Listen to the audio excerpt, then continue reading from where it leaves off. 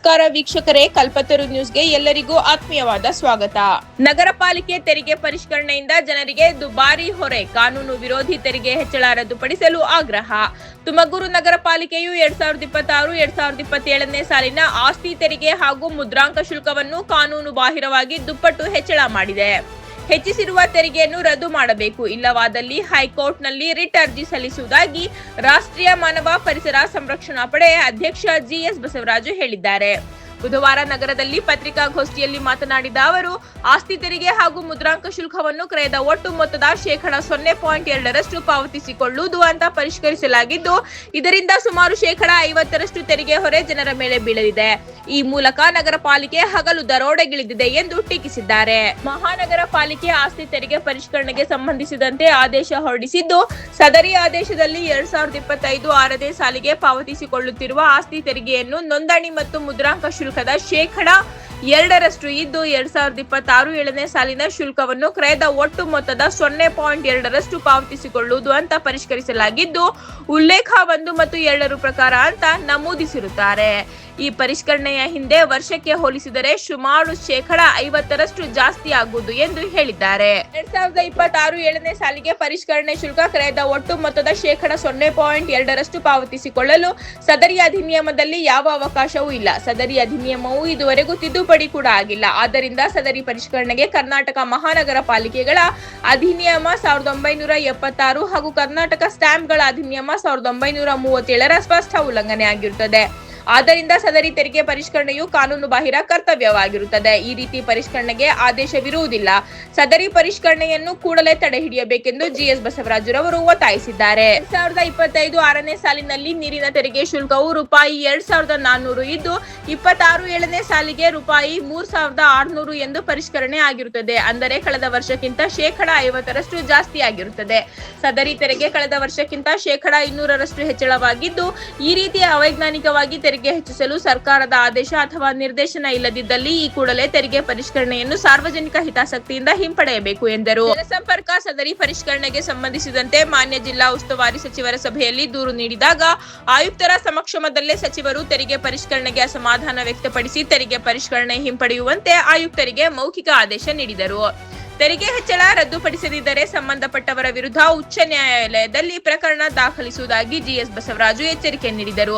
ರಾಮಮಂದಿರ ವ್ಯವಸ್ಥಾಪನಾ ಸಮಿತಿ ರಚನೆಗೆ ಜಿಲ್ಲಾಧಿಕಾರಿಗಳ ಆದೇಶ ಕಾನೂನು ಬಾಹಿರ. ನಗರದ ಕೆಆರ್ ಬಡಾವಣೆಯ ಪುರಾತನ ರಾಮಮಂದಿರ ಧಾರ್ಮಿಕ ದತ್ತಿ ಇಲಾಖೆ ವ್ಯಾಪ್ತಿಯಲ್ಲಿದ್ದು, ಈ ದೇವಸ್ಥಾನದ ವ್ಯವಸ್ಥಾಪನಾ ಸಮಿತಿ ರಚನೆಗೆ ಜಿಲ್ಲಾಧಿಕಾರಿಗಳು ಕಾನೂನು ಬಾಹಿರವಾಗಿ ಸೂಚನೆ ನೀಡಿದ್ದಾರೆ. ದೇವಸ್ಥಾನದ ವ್ಯವಸ್ಥಾಪನಾ ಸಮಿತಿ ರಚನೆ ಬಗ್ಗೆ ಜಿಲ್ಲಾ ಧಾರ್ಮಿಕ ಪರಿಷತ್ ಸಭೆಯಲ್ಲಿ ತೀರ್ಮಾನ ಆಗಬೇಕು. ಆದರೆ ಸಭೆಯ ತೀರ್ಮಾನವೇ ಇಲ್ಲದೆ ಜಿಲ್ಲಾಧಿಕಾರಿಗಳು ವ್ಯವಸ್ಥಾಪನಾ ಸಮಿತಿಗೆ ರಚನೆಗೆ ಸೂಚನೆ ನೀಡಿದ್ದಾರೆ ಎಂದು ಜಿಎಸ್ ಬಸವರಾಜುರವರು ಟೀಕಿಸಿದ್ದಾರೆ. ವ್ಯವಸ್ಥಾಪನಾ ಸಮಿತಿ ರಚಿಸಲು ಆ ದೇವಸ್ಥಾನದ ವಾರ್ಷಿಕ ಆದಾಯ ₹1,00,000 ಮೀರಿರಬೇಕು. ಆದರೆ ರಾಮಮಂದಿರದಲ್ಲಿ ಆ ಪ್ರಮಾಣದಲ್ಲಿ ಆದಾಯವಿಲ್ಲ. ಈ ದೇವಸ್ಥಾನದ ಬಗ್ಗೆ ಇಲಾಖೆಯಲ್ಲಿ ದಾಖಲೆಗಳೇ ಇಲ್ಲ. ವೈಯಕ್ತಿಕ ಹಿತಾಸಕ್ತಿಯಿಂದ ಕಾನೂನಿಗೆ ವಿರುದ್ಧವಾಗಿ ಜಿಲ್ಲಾಧಿಕಾರಿಗಳು ರಾಮಮಂದಿರ ವ್ಯವಸ್ಥಾಪನಾ ಸಮಿತಿ ರಚನೆಗೆ ಮಾಡಿರುವ ಆದೇಶವನ್ನು ವಾಪಸ್ ಪಡೆಯಬೇಕು ಎಂದು ಒತ್ತಾಯಿಸಿದರು. ರಾಷ್ಟ್ರೀಯ ಮಾನವ ಪರಿಸರ ಸಂರಕ್ಷಣಾ ಪಡೆ ಉಪಾಧ್ಯಕ್ಷ ಜಿಕೆ ಶ್ರೀನಿವಾಸ್, ವಿಜಯ್ ಕುಮಾರ್ ಹಾಜರಿದ್ದರು. ವರದಿ ಉದಯ್ ಕುಮಾರ್, ಕಲ್ಪತರು ನ್ಯೂಸ್, ತುಮಕೂರು. ವರ್ಷಗಳಿಂದ ರಾಷ್ಟ್ರೀಯ ಮಾನವ ಪರಿಸರ ಸಂರಕ್ಷಣಾ ಪಡೆ ಸಾರ್ವಜನಿಕ ಹಿತಾಸಕ್ತಿಗೋಸ್ಕರವೇ ಕೆಲಸ ಮಾಡಿಕೊಂಡಿರುವಂಥ ಒಂದು ಸಂಸ್ಥೆ. ಇವತ್ತು ಎರಡು ವಿಚಾರವಾಗಿ ಇವತ್ತಿನ ಒಂದು ಪತ್ರಿಕಾಗೋಷ್ಠಿಯನ್ನು ನಮ್ಮ ಸಂಸ್ಥೆಯಿಂದ ಆಯೋಜನೆ ಮಾಡಿದ್ದೀವಿ. ಮೊದಲನೇದಾಗಿ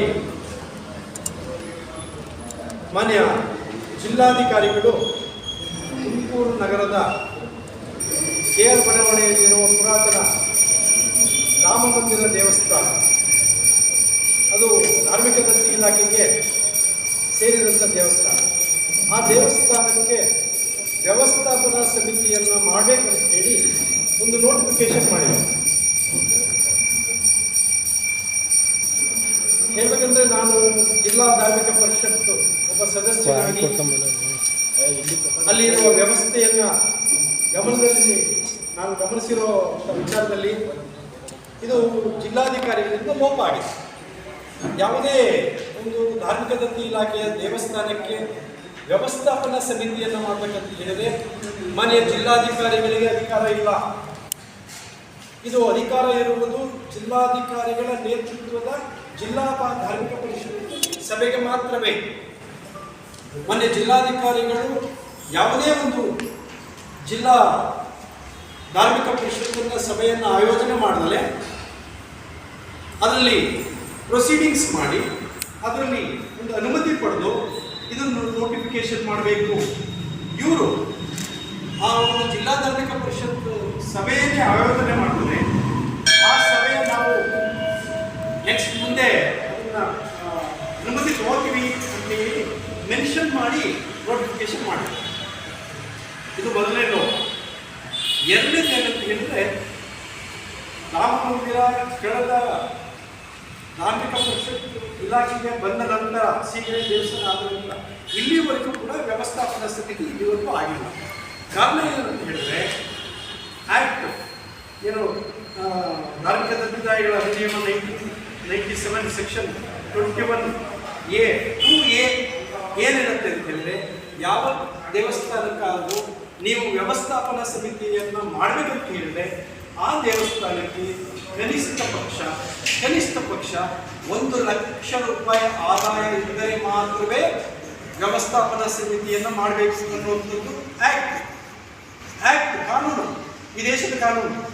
ಈ ದೇಶದ ಕಾನೂನಿಗೆ ವಿರುದ್ಧವಾಗಿ ಅಲ್ಲಿ ವಾರ್ಷಿಕ 1 ಲಕ್ಷ ರೂಪಾಯಿ ಆದಾಯ ಇಲ್ಲ ದೇವಸ್ಥಾನದಲ್ಲಿ. ಅದು ಗೊತ್ತಿದೆ, ನಿಮ್ಮ ಮಾಧ್ಯಮದಲ್ಲಿ ಅದರ ಸುದ್ದಿಯಲ್ಲಾಗಿದೆ. RTIನಲ್ಲಿ ಕೇಳಿದ್ದಾರೆ. ಇಲ್ಲಿ ದೇವಸ್ಥಾನದಲ್ಲಿ ಕಳೆದ 2 ವರ್ಷಗಳಿಂದ ಆ ದೇವಸ್ಥಾನಕ್ಕೆ ಏನು ಪೂಜಾ ವ್ಯವಸ್ಥೆಗೋಸ್ಕರ ಸರ್ಕಾರ ರಿಲೀಸ್ ಮಾಡುತ್ತೆ, ಆ ದುಡ್ಡನ್ನೇ ಕೊಟ್ಟಿಲ್ಲ.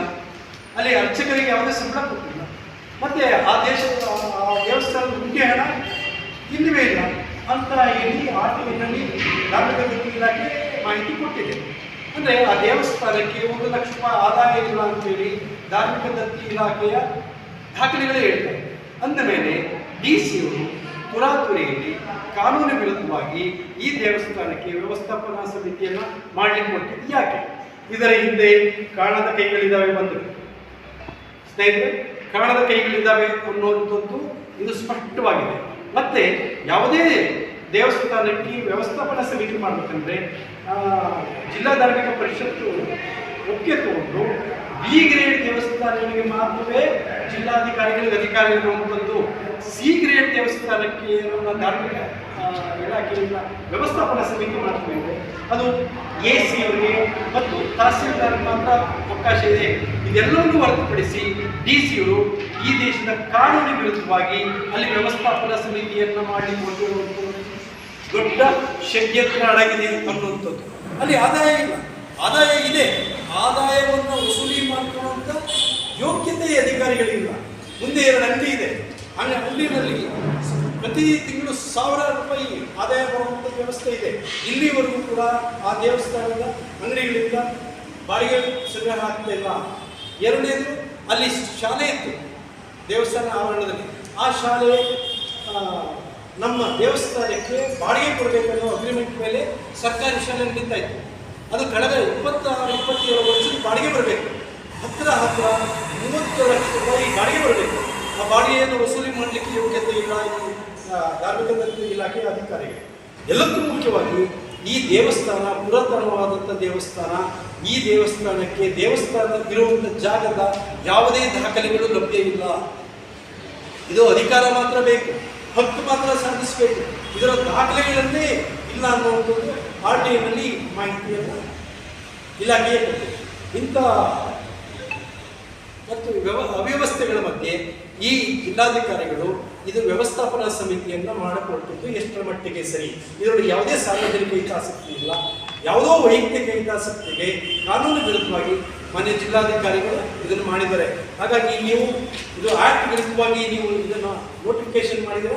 ಹಾಗಾಗಿ ನೀವು ಮಾಡಿರುವಂಥದ್ದನ್ನು ವಾಪಸ್ ತಗೋಬೇಕು ಮತ್ತು ಕಾನೂನು ರೀತಿಯ ಕ್ರಮ ಇಡಬೇಕಂತೇಳಿ ನಾನು ದಿನಾಂಕ ಫೆಬ್ರವರಿ 16ನೇ ತಾರೀಕಿಗೆ ನಾನು ಜಿಲ್ಲಾಧಿಕಾರಿಗಳಿಗೆ ಮತ್ತು ರಾಜ್ಯ ಧಾರ್ಮಿಕ ಪರಿಷತ್ಗೆ ದೂರನ್ನು ಸಲ್ಲಿಸಿದ್ದೀನಿ. ಇದುವರೆಗೂ ಕೂಡ ಇದಕ್ಕೆ ನನಗೆ ಹಿಂಬರ ಕೊಡಬೇಕು 15 ದಿನದಲ್ಲಿ ಇರ್ತೀನಿ. ನಾನು ಅವ್ರು ಬರೆದರೂ ಕೂಡ ಇದು 2 ತಿಂಗಳು ಮೇಲಾದರೂ ಕೂಡ ಇದುವರೆಗೂ ಜಿಲ್ಲಾಧಿಕಾರಿಗಳು ಯಾವುದೇ ಹಿಂಬರ ಹಾಕಿಲ್ಲ. ತೆರಿಗೆದಾರರು ಏನಿದ್ದಾರೆ ಇವ್ರಿಗೆ ಸಂಬಂಧಪಟ್ಟಂತ ವಿಚಾರ. ಇಲ್ಲಿಯೂ ಕೂಡ ಮಹಾನಗರ ಪಾಲಿಕೆ ಆಯುಕ್ತರು, ಅಧಿಕಾರಿಗಳು ಹಾಗೂ ಆಡಳಿತಾಧಿಕಾರಿಯಾಗಿರುವಂಥ RC ರೀಜನಲ್ ಕಮಿಷನರ್ ಅವರು ಕಾನೂನಿಗೆ ವಿರುದ್ಧವಾಗಿ, ಈ ದೇಶದ ಕಾನೂನಿಗೆ ವಿರುದ್ಧವಾಗಿ ಟ್ಯಾಕ್ಸ್ ಅನ್ನ ಏರಿಸುವಂತ ಪ್ರಯತ್ನ ಮಾಡಿದ್ದಾರೆ. ಇದು ನಿಮ್ಮ ಗಮನಕ್ಕೆ ಏನಂತ ಹೇಳಿದ್ರೆ, ಇವರು 23/3/2026 ಒಂದು ಕಚೇರಿ ಆದೇಶ ಮಾಡಿದರು. ಈ ಕಚೇರಿ ಆದೇಶದಲ್ಲಿ ಇವರು ಉಲ್ಲೇಖ ಮಾಡ್ತಾರೆ, ಕರ್ನಾಟಕ ಮುನ್ಸಿಪಲ್ ಆಕ್ಟ್ 1976 ಅನ್ನು ಉಲ್ಲೇಖ ಮಾಡಿದ್ದಾರೆ. ಎರಡನೇದು ಕರ್ನಾಟಕ ಸ್ಟಾಂಪ್ ಡ್ಯೂಟಿ ಆಕ್ಟ್ 1957 ಅನ್ನು ಉಲ್ಲೇಖ ಮಾಡಿ ನಾವು ಟ್ಯಾಕ್ಸ್ 26-27ನೇ ಸಾಲಿಗೆ ಟ್ಯಾಕ್ಸ್ ಅನ್ನು ಜಾಸ್ತಿ ಮಾಡ್ತೀವಿ ಅಂತ ಹೇಳಿದ್ದಾರೆ. 25-26ನೇ ಸಾಲಿನಲ್ಲಿ ಪಾವತಿಸಿಕೊಳ್ಳುತ್ತಿರುವ ಶುಲ್ಕದ ವಿವರ ಏನು ಹೇಳಿದ್ದಾರೆ ಇವರು?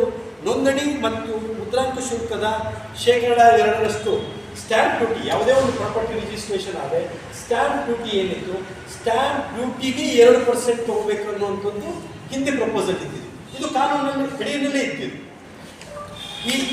ಅದು ಆಕ್ಟ್ ಕಾಪಿ ಇದೆ. ಈ ಆಕ್ಟ್ ಕಾಪಿ ಸ್ಪಷ್ಟವಾಗಿ ಹೇಳುತ್ತೆ, duty on transfer of immovable properties. The duty on transfer of immovable property shall be levied in the form of a surcharge of the rate of 2% of the duty imposed by the Karnataka Stamp Act 1957. 2% stamp duty ಮೇಲೆ ಮಾತ್ರ ಇವರು tax ಅನ್ನ ತಗೋಬೇಕು ಅನ್ನುವಂಥದ್ದು act ಅಲ್ಲಿದೆ. ಇದು ಕಳೆದ ವರ್ಷ 25-26ನೇ ಸಾಲಿನಲ್ಲಿ ಇವರೇನು ತಗೊಂಡಿದ್ದಾರೆ, ಇವರೇನು ಕರೆಕ್ಟ್ ಮಾಡ್ತಾರೆ, ಅದು ಸರಿ ಇತ್ತು.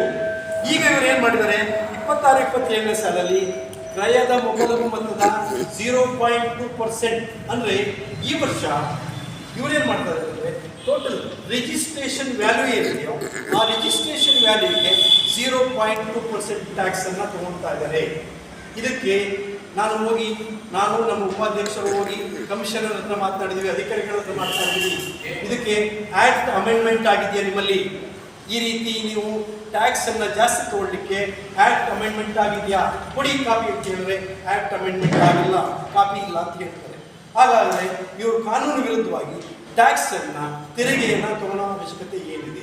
ಇದು ಕಾರ್ಪೊರೇಷನ್ ಅವರು ಮಾಡ್ತಾ ಇರುವಂಥ ಕಾನೂನು ವಿರುದ್ಧವಾಗಿ ಮಾಡ್ತಿರುವಂಥ ಕಾನೂನು ಬಾಹಿರ ಕೃತ್ಯ.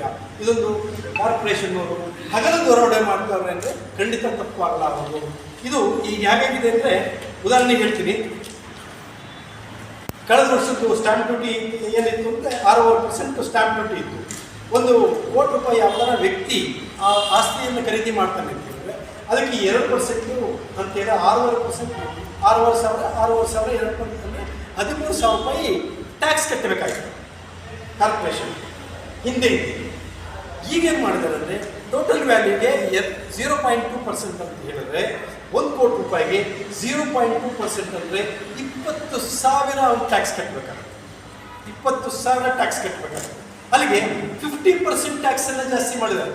13,000 ಟ್ಯಾಕ್ಸ್ ಕಟ್ಟಂತ ವ್ಯಕ್ತಿ ಈಗ 20,000 ಟ್ಯಾಕ್ಸ್ ಕಟ್ಟಬೇಕು ಅಂದರೆ 50% ಟ್ಯಾಕ್ಸ್ ಜಾಸ್ತಿ ಮಾಡಿದ್ದಾರೆ. ಇದು ಅಪ್ರೂವಲ್ ಅನ್ನ ರೀಜನಲ್ ಕಮಿಷನರ್, ಪ್ರಾದೇಶಿಕ ಆಯುಕ್ತರು ಮಾನ್ಯ ಆದಿತ್ಯ ಬಿಸ್ವಾಲ್ ಅವರು ಏನಿದ್ದಾರೆ ಅವರ ಅಪ್ರೂವಲ್ ತಗೊಂಡು ಮಾಡಿದ್ದಾರೆ. ಅವ್ರಿಗೂ ಕೂಡ ಕಾನೂನನ್ನ ಹೊರತುಪಡಿಸಿ ಆದೇಶ ಮಾಡಿಸ್ಕೊಂಡಿದ್ದಾರೆ. ಹಾಗಾಗಿ ರೀಜನಲ್ ಕಮಿಷನರ್ ಕೂಡ ಇದಕ್ಕೆ ಹೆಡ್ ರೆಸ್ಪಾನ್ಸಿಬಲ್. ಈ ಇಲ್ಲಿಗಲ್ ಆಗಿ ಏನು ಟ್ಯಾಕ್ಸ್ ತಗೊಳ್ತಾ ಇದ್ದಾರೆ ಇದಕ್ಕೆ ಅವರೇ ಆಡಳಿತಕಾರಿ ಆಗಿರೋದ್ರಿಂದ ಅವ್ರಿಗೂ ಕೂಡ ನಾವು ಮಾನ್ಯ ಪ್ರಾದೇಶಿಕ ಆಯುಕ್ತರಿಗೆ 18/4/2026 ನೀವು ಇದು ಆಕ್ಟ್ ವಿರುದ್ಧವಾಗಿ ಈ ತೆರಿಗೆಯನ್ನು ಜನರಿಂದ ವಸೂಲಿ ಮಾಡ್ತಾ ಇದ್ದೀರಾ, ಇದಕ್ಕೆ ಅವಕಾಶ ಇಲ್ಲ, ಯಾವುದೇ ಅಮೆಂಡ್ಮೆಂಟ್ ಆಗಿಲ್ಲ. ಹಾಗಾಗಿ ನೀವು ಈ ಕೂಡಲೇ ನೀವು ಈ ಆದೇಶ ಏನು ಮಾಡಿದ್ದೀರಾ, ಈ ಟ್ಯಾಕ್ಸ್ ವಸೂಲಿ ಮಾಡ್ತಾ ಇರೋದಕ್ಕೆ ತಡೆ ಕೊಡಬೇಕು ಮತ್ತು ಅದನ್ನು ರದ್ದು ಮಾಡಬೇಕು. ಇಲ್ಲ ಅಂತ ಹೇಳಿದ್ರೆ ನಿಮ್ಮ ವಿರುದ್ಧ ಮತ್ತು ಸಂಬಂಧಪಟ್ಟಂಥ ಏನು ಅಧಿಕಾರಿಗಳಿದ್ದಾರೆ ಇದಕ್ಕೆ ಜವಾಬ್ದಾರರಾಗಿರೋ ಕಾನೂನು ಬಾಹಿರ ಚಟುವಟಿಕೆಗಳಿಗೆ ತೊಡಗಿ ಟ್ಯಾಕ್ಸನ್ನು ವಸೂಲಿ ಮಾಡ್ತಾರೆ. ಇವ್ರ ವಿರುದ್ಧ ನಾವು ಹೈಕೋರ್ಟ್ನಲ್ಲಿ ರಿಟ್ ಪಿಟಿಷನ್ ಫೈಲ್ ಮಾಡ್ತೀವಿ ಅಂತ ಹೇಳಿ ಈಗಾಗಲೇ ನಾವು ರೀಜನಲ್ ಕಮಿಷನರ್ಗೂ ಕೂಡ ಒಂದು ಮನವಿಯನ್ನು ಕೊಟ್ಟಿದ್ದೀವಿ. ಇವರೇನನ್ನು ತಗೊಳ್ಳಿಲ್ಲ, 15 ದಿವಸದೊಳಗೆ ಇವರೇನು ಕ್ರಮ ತಗೊಳ್ಳಿಲ್ಲ ಅಂದರೆ ಇದು ಇಲ್ಲಿಗಲ್ ಇದು ಕಾನೂನು ಬಾಹಿರ ಈ ಟ್ಯಾಕ್ಸ್ ವಸೂಲಿಯನ್ನು ನಿಲ್ಲಿಸ್ತಲೇ ಹೋದರೆ ನಾವು ರೀಜನಲ್ ಕಮಿಷನರ್ ಎಲ್ಲರನ್ನೂ ಸೇರಿಸಿ ಹೈಕೋರ್ಟಲ್ಲಿ ರಿಟ್ ಪಿಟಿಷನ್ ಫೈಲ್ ಮಾಡೋರಿದ್ದೀವಿ. ಮತ್ತೊಂದು